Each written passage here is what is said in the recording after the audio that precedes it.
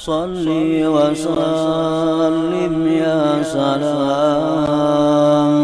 ala nabi khairil anam wal ali. Para muhibbin rahimakumullah, paman ba'a nafsahu wa amwalahu ila Allah ta'ala awwadahu Allah ajidan bi hadhihi dunya jazaan la'iqan bih thumma zadahu fil akhirah jannatan na'im wan nawara ila wajhihil karim. Barang siapa yang menjual dirinya, menjual hartanya kepada Allah, menjual diri kepada Allah artinya beribadah kepada Allah, menjual harta kepada Allah artinya bersedekah di jalan Allah. Allah gantikan akan dia segera pada ini dunia akan sebagai gantian yang layak dengannya. Kemudian Allah tambah dia di akhirat surga naim dan lagi memandang kepada zat Allah Al-Karim. Para muhibbin rahimakumullah, kita ingat kisah Nabi Musa. Nabi Musa hendak minta kepada Allah melihat Tuhan. Melihat Tuhan ini bisa, tapi kalau sudah kita berada di surga. Karena dunia ini kadang akan bisa demikian. Nah, suatu hari Nabi Musa ini minta untuk melihat Allah. Maka Allah mengeluarkan cahayanya sebesar kuku. Allah keluarkan cahaya, maka hancurlah itu gunung Tursina. Nah, apalagi Allah itu muncul ke alam dunia, hanya cahaya yang muncul sudah hancur berantakan gunung itu. Nah, jadi balasan-balasan di akhirat, balasan-balasan surga itu kadang akan bisa diberikan Allah selama kita hidup dalam dunia. Tetapi Allah tetap memberi balasan kepada kita bila kita beramal dengan balasan yang sesuai, yang layak, yang kita butuhkan, yang kita perlukan di dalam dunia ini. Para muhibbin rahimakumullah, anwa'u jazaillah lil 'amilin al-mu'minin al-mukhlisin fi hadhihi dunya allaiki bihim. Macam-macam balasan Allah bagi orang yang beramal, yang beriman, yang mukhlis pada ini dunia, yang layak dengannya. Apa-apa balasannya yang diberikan Allah kepada orang yang beramal di dalam dunia ini? Apa rupanya balasan yang layak untuk di dunia ini? Jaza anwa'u jazaillah lil 'amilin al-mu'minin al-mukhlisin. Macam-macam balasan Allah bagi orang yang beramal. Orang yang beramal ini syaratnya orang yang beriman. Yang kedua syaratnya ikhlas. Nah, kalau tidak ada dua itu balasannya kada, baik dunia atau akhirat. Kita beribadah tapi kada didasari iman, kada ada balasannya baik di dunia atau di akhirat. Kita beribadah tapi kada ikhlas, kada ada balasannya baik dunia apalagi akhirat. Kita lihat hadis-hadis Rasulullah, man shama ramadhana imanan wahtisaban. Nah, barang siapa puasa bulan Ramadan hal keadaan dia beriman, hal keadaan dia ikhlas. Nah, ada lagi hadis, man qama Ramadan, siapa yang beribadah pada bulan puasa imanan wahtisaba, iman dan ikhlas. Itu kuncinya seluruh amal perbuatan, iman dan ikhlas. Kalau dua itu kada ada, amal kada berarti. Orang munafik mereka beramal, sembahyang berjamaah, bayar zakat. Orang munafik berperang 4 jua, tapi mereka kada ada balasan. Bahkan Allah menyatakan innal munafikin bidarkil asfal min jahannam. Orang munafik itu di dasar yang paling bawah dari jahannam. Maka mereka sembahyang, puasa. Kenapa? Karena mereka sembahyang puasa tanpa didasari iman. Nah, tanpa didasari iman. Mereka hanya ikut sembahyang agar bisa disebut orang sembahyang. Mereka ikut berjuang fisabilillah agar selamat daripada celaan orang. Nah, tanpa didasari iman dan keikhlasan. Jadi balasan ibadah di dunia dan di akhirat itu terkait dengan iman dan ikhlas.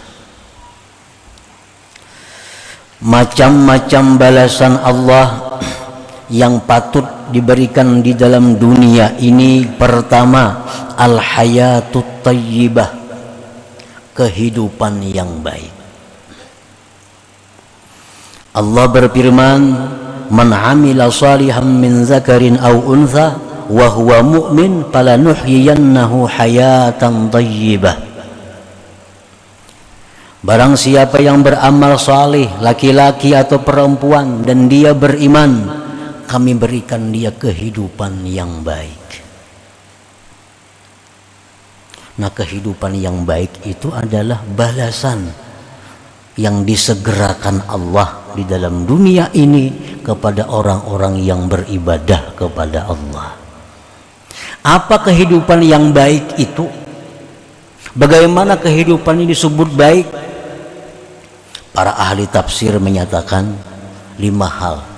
Bila 5 hal ini ada pada diri kita, berarti kehidupan kita kehidupan yang baik. Pertama, ar-rizqul halalut tayyib, rezeki yang halal yang baik. Nah, orang yang beramal ibadah dalam dunia akan diberi Allah balasan segera dalam dunia pula. Balasan yang pertama adalah rezeki yang halal yang baik. Rezeki itu halal baik. Sebab ada rezeki yang halal tapi tidak baik. Ada rezeki yang halal tapi tidak baik. Contohnya,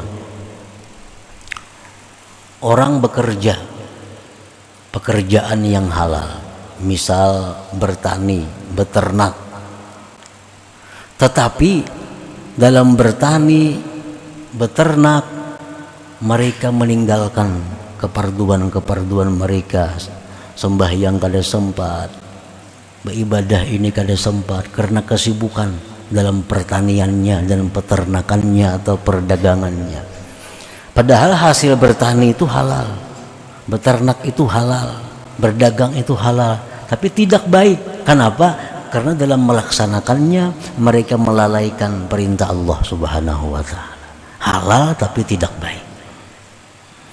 Yang kedua, yang halal tidak baik adalah harta yang baik yang halal, harta halal, dagang contohnya tadi, bertani, beternak. Tetapi keuntungan hasilnya itu mereka gunakan untuk maksiat kepada Allah. Nah, ini halal tapi tidak baik. Kalau rezeki yang halal yang baik itu harta yang didapat yang halal dengan tanpa melalaikan perintah Allah dan tanpa menggunakannya di jalan yang tidak diridai Allah, maka itu rezeki al-halalu tayyib, yang halal lagi baik. Nah, bila kita beribadah kepada Allah Subhanahu wa ta'ala, maka balasan yang segera dikirim Allah adalah rezeki yang halal baik.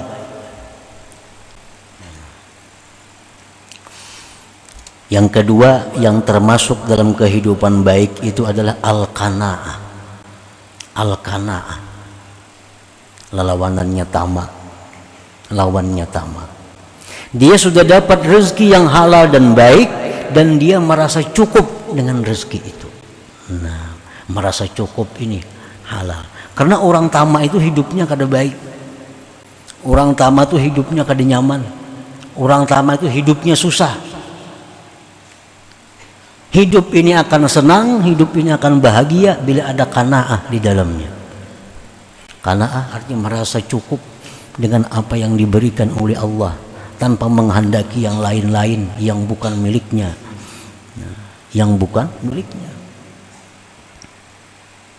Yang ketiga, at-taufiq lit-ta'ah, diberi kemudahan untuk taat kepada Allah. Ini balasan ibadah. Yang keempat, halawatul ibadah, manisnya ibadah, nikmat dalam beribadah. Yang kelima, al-ma'rifatu billah, ma'rifat dengan Allah. Nah, ini yang dimaksud dengan hayatan thayyibah, kehidupan yang baik itu. Jadi kehidupan yang baik yang diberikan Allah di dalam dunia kepada orang yang beramal beribadah, yang kehidupan yang baik itu mencakup satu, rezeki yang halal baik, dua, qanaah, tiga, mudah berbuat taat, yang ketiga manis lezat dalam melaksanakan taat, yang kelima makrifat kepada Allah. Nah, ini balasan yang segera dikirim oleh Allah ke alam dunia ini bagi orang yang beramal kebaikan dalam keadaan beriman dan ikhlas tadi. Nah, wa minha, dan setengahnya lagi balasan yang layak yang dikirim Allah kepada orang-orang yang beribadah dalam dunia. Al-makhraj minasyada'id, keluar. Nah, ada jalan keluar dari setiap kali kesulitan-kesulitan. Orang yang ahli ibadat itu hidupnya tidak akan menemui kesulitan-kesulitan, melainkan ada jalan keluarnya. Nah, ini balasan yang dikirim Allah yang segera kepada orang yang ahli ibadat itu. Hidupnya ada susah, tapi pasti ada jalan keluarnya. Kada buntu, pasti ada jalan keluar. Allah Subhanahu wa taala berfirman, "Wa may yattaqillaha yaj'al lahu makhraja wa yarzuqhu min haitsu la yahtasib." Siapa yang takwa kepada Allah, artinya menjunjung perintah Allah, menjauhi larangan Allah, Allah jadikan baginya jalan keluar dari setiap kesulitan, dan Allah berikan dia rezeki yang tidak terduga-duga.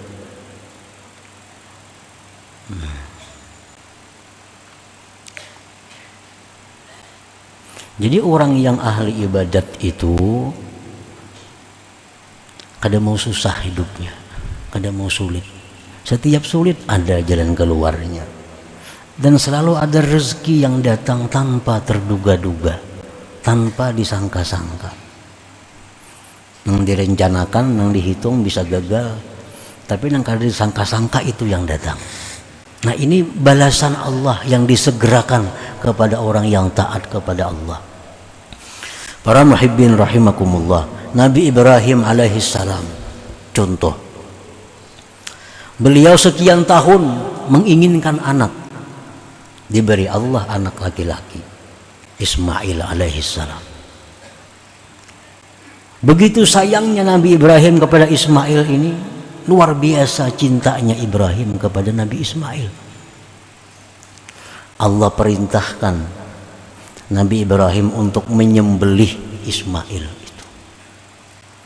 Anak yang ditunggu-tunggu, yang begitu lahir, dibesarkan, disayangi, dicintai, anaknya bakti, saleh, disuruh Allah sembelih itu anak.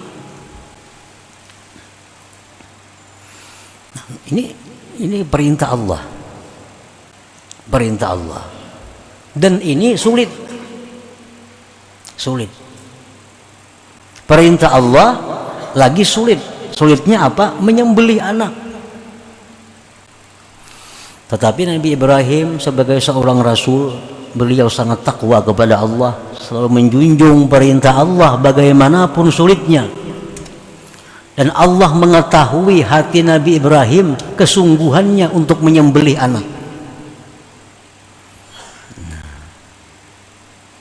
Sudah siap Nabi Ibrahim hendak menyembelih anak walaupun dalam keadaan sulit, tapi ini perintah Allah. Allah berikan jalan keluar. Allah berikan jalan keluar. Apa jalan keluarnya? Bisa digantikan dengan kibas. Allah sudah tahu kebenaran, kesungguhan hati Nabi Ibrahim bakal menyembelih anaknya.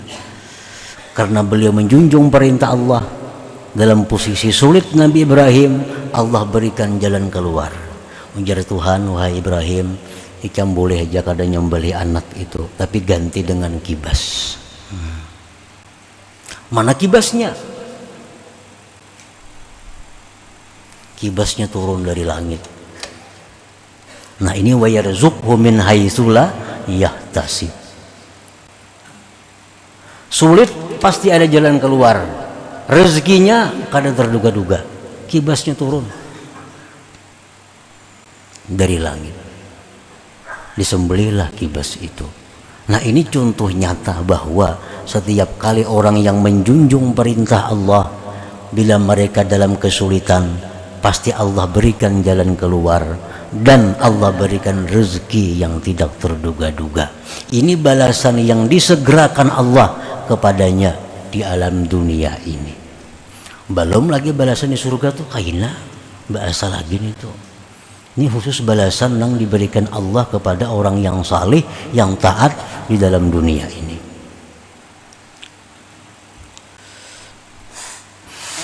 Wa minha, dan setengah lagi balasan yang layak, yang patut, yang bisa diberikan Allah ke alam dunia bagi orang-orang yang taat kepada Allah, al-yusru fil umur, kemudahan dalam segala perkara.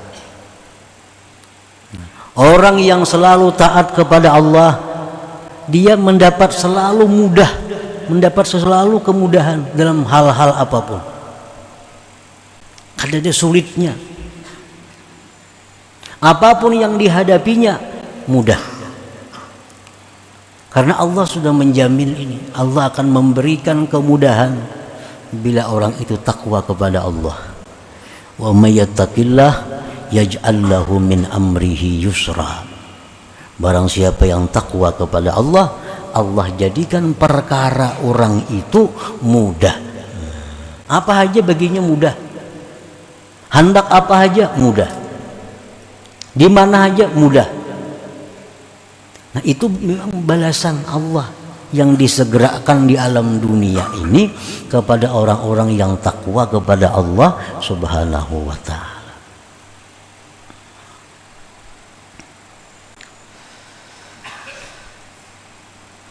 Wa minha, dan setengahnya lagi ghufranuz dzunub, diampuni dosa. Orang yang beramal ibadah kepada Allah dibalas langsung oleh Allah di alam dunia dengan pengampunan dosa. Nah, dengan pengampunan dosa. Ini balasan yang layak yang dikirim Allah ke alam dunia ini. Wa may yattaqillah yukaffir anhu sayyi'atihi. Allah berfirman, barang siapa yang takwa kepada Allah, maka Allah akan hapus dosa-dosanya. Nah, para muhibbin rahimakumullah. Jadi Allah Subhanahu wa ta'ala itu artinya kada mau menyuruh kita bekerja, menyuruh kita beramal, tapi balasannya kena imbah mati aja kada mau itu. Langsung dikirim Allah balasannya di dunia ini juga, tapi balasan yang layak untuk inya di dalam dunia ini, bukan balasan dikirim berupa barang-barang surga kada, atau dikirim bidadari ke dalam dunia, kada mungkin itu, kada mungkin. Kalau dikirim bidadari ke alam dunia ini, maka perempuan-perempuan dunia tidak akan laku lagi selama-lamanya.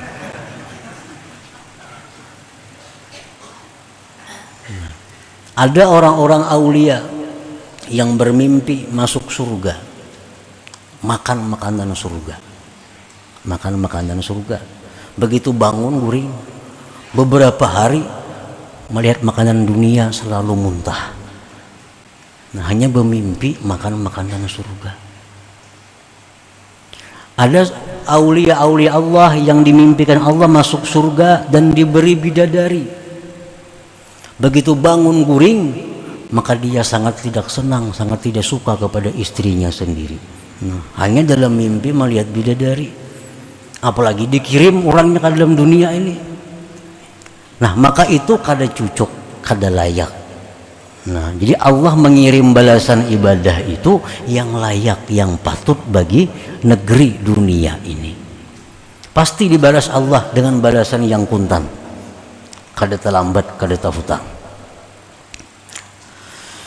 Wa minha setanahnya lagi itmi'nanul qalbi, ketentraman hati.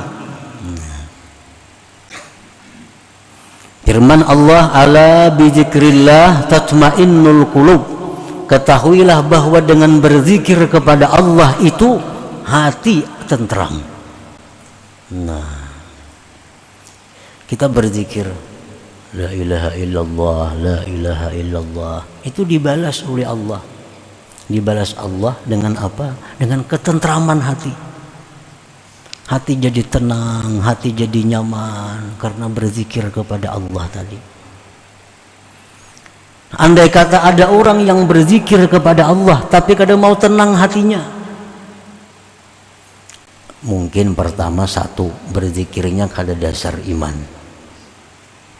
Yang kedua, mungkin berzikirnya itu kada ikhlas.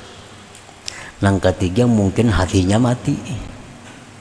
Hatinya mati.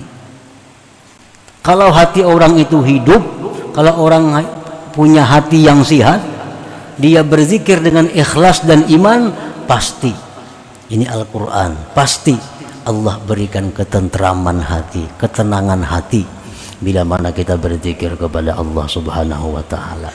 Nah, kita coba di waktu kita marah, di waktu kita sedih, di waktu kita takut, coba kita baca la ilaha illallah, tentram kada hati kita, tentram kada hati kita dengan zikir itu. Bila tentram hati kita, berarti hati kita baik, hati kita sehat berarti. Bila kada tentram hati, berarti hati ini ada masalah. Berarti hati kita sudah kada peka lagi dengan zikir kepada Allah Subhanahu wa Ta'ala. Nah, bila itu segera memperbaiki hati. Bila sudah demikian, kada mampan lagi dengan zikrullah itu. Padahal zikir kepada Allah ini merupakan obat yang paling kuat, obat yang paling dahsyat untuk menenteramkan hati orang-orang yang beriman. Alladzina amanu wa tatma'innu qulubuhum bi dzikrillah. Orang-orang yang beriman itu hati mereka pasti akan tentram dengan berzikir kepada Allah Subhanahu wa Ta'ala. Nah, itu balasan zikir kita. Kita berzikir, Allah langsung balas dengan ketentraman hati. Balasan yang lainnya, imbah mati kena di surga. Nah, kadakawa dikirim sekarang ke alam dunia ini. Nah, para muhibbin rahimakumullah, banyak lagi macam-macamnya balasan yang dikirim Allah ke dalam dunia ini yang patut, yang layak kita terima selama kita hidup di alam dunia ini.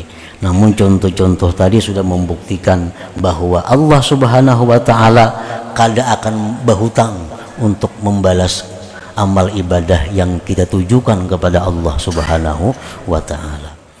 Nah,